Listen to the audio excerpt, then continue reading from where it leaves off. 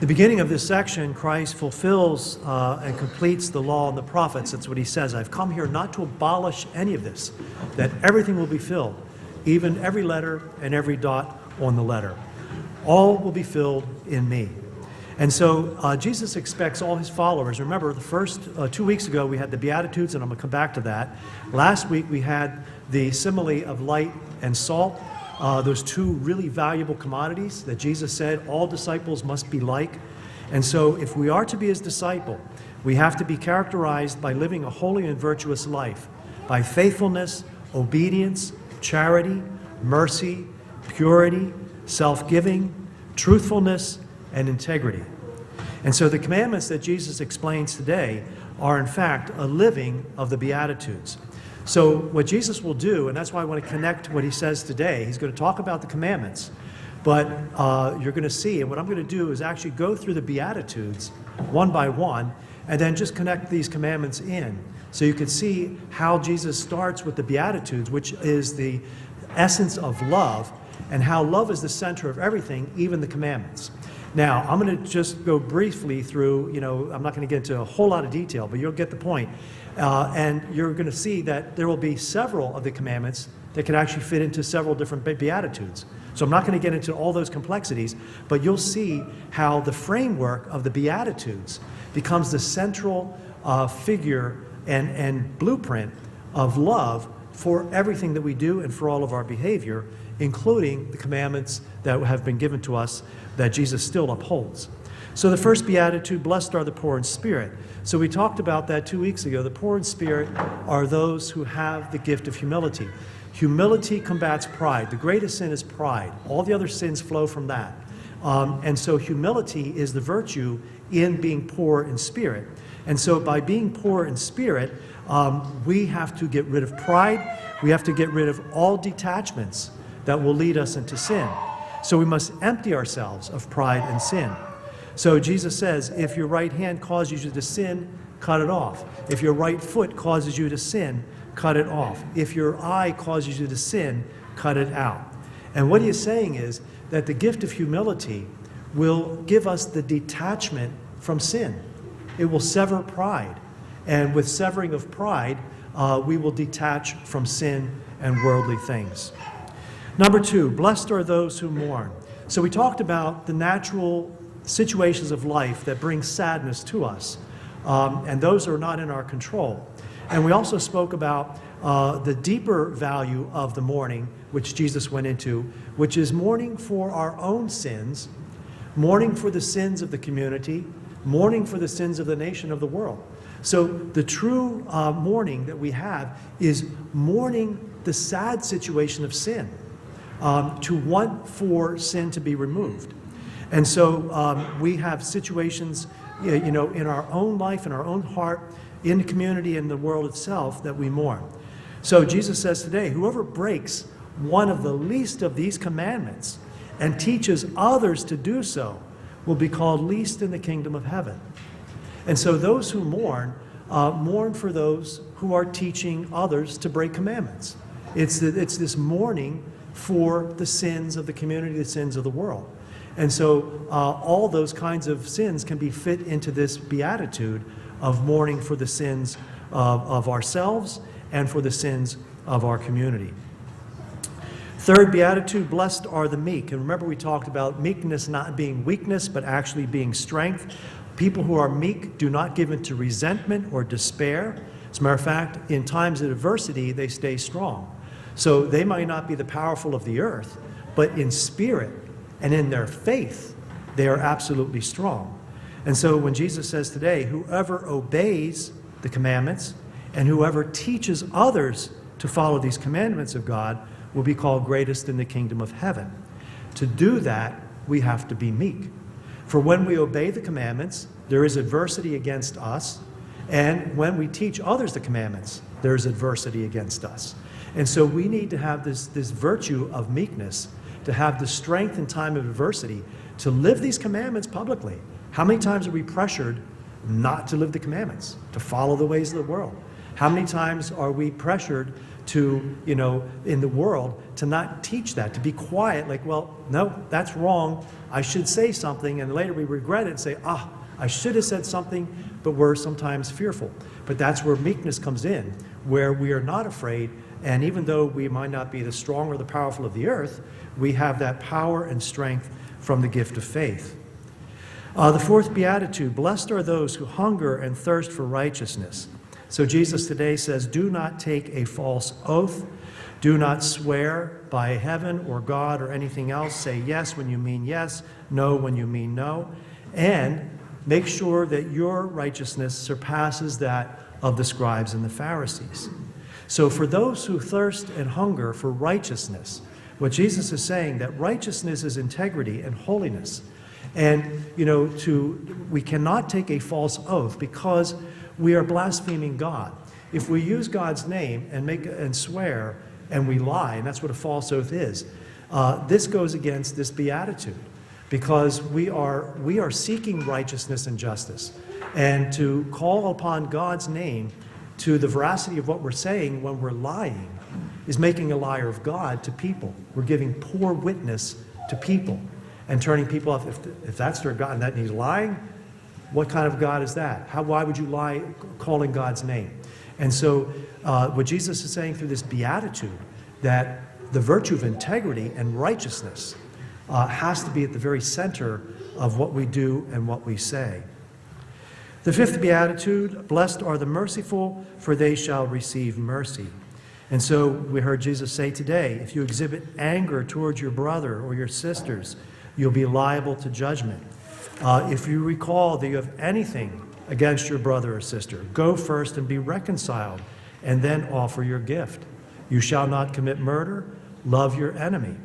And so this beatitude teaches us that we have to control all those passions, that the gift of mercy means we seek the mercy of God, and that we give that mercy to others. And notice what Jesus says, before you come to celebrate or come to the altar for the celebration of the worship, if you have anything, go seek mercy first.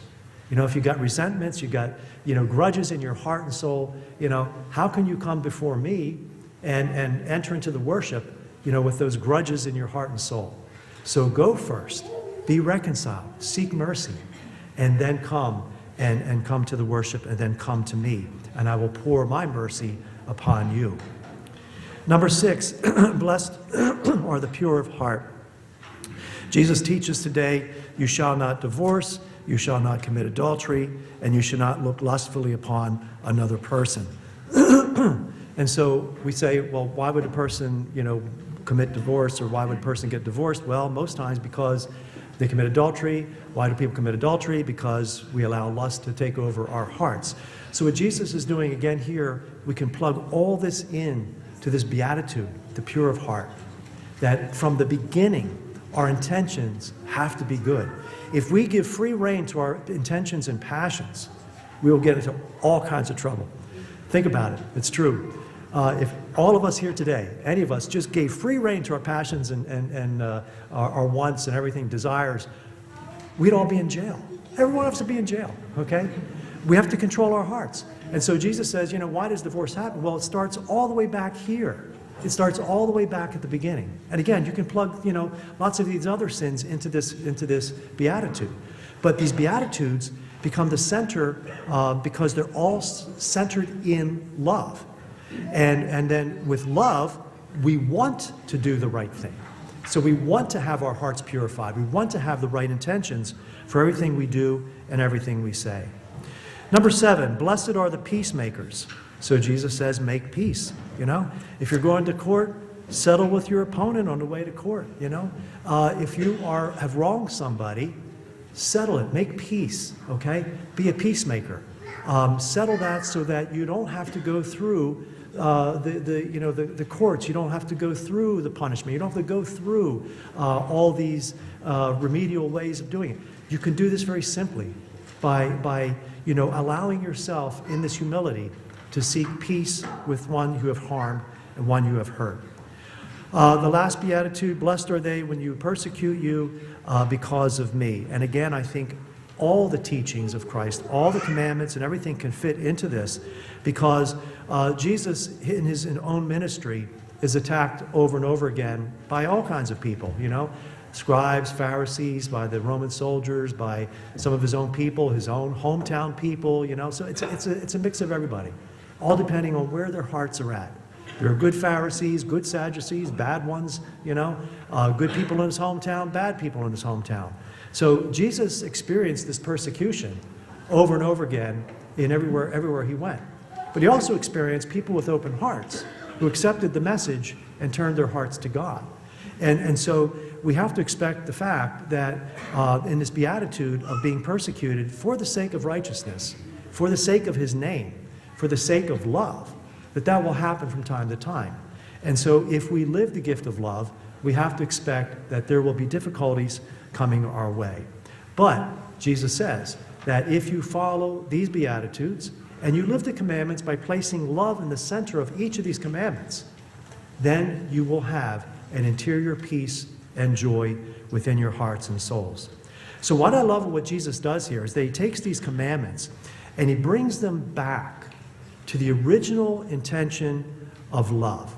Because it's very easy for all of us to take the commandments, and as people did in his day, we've all done it ourselves, including myself, just take them at their face value and say, okay, I didn't kill anybody today, all right? But I remember as a kid, my mom would me and my brother Mike, we were closest in age, we were competitive all the time. We would fight, mostly with sports and kinds of things. We would fight about everything. So Mom would say, quit fighting. And we'd say, we're not fighting, we're arguing, okay? Because we weren't fist fighting. I was taking literally, we weren't fist fighting. We did that too, okay? But we weren't fist fighting. So I wasn't fighting, I was arguing, And so we all do that. And it's like, Mom says, no, you were fighting. And if you keep mouthing off the way you're doing it, you're going to start fighting. So, we all try to minimize the commandments and say, okay, this is where it is, and I don't cross that line. But notice what Jesus did. He takes it at the line and draws it all back to the center, which emanates from love.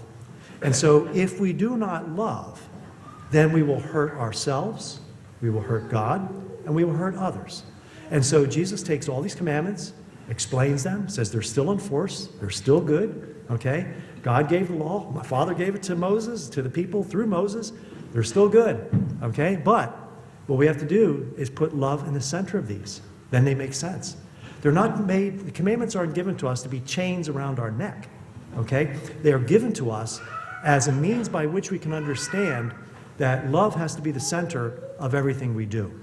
And so the commandments there are placed there for us to have this control of all of our desires. Because outwardly we can keep the commandments, inwardly we can break every one of them in our hearts. So what holiness is there in that if we can break the commandments within our hearts?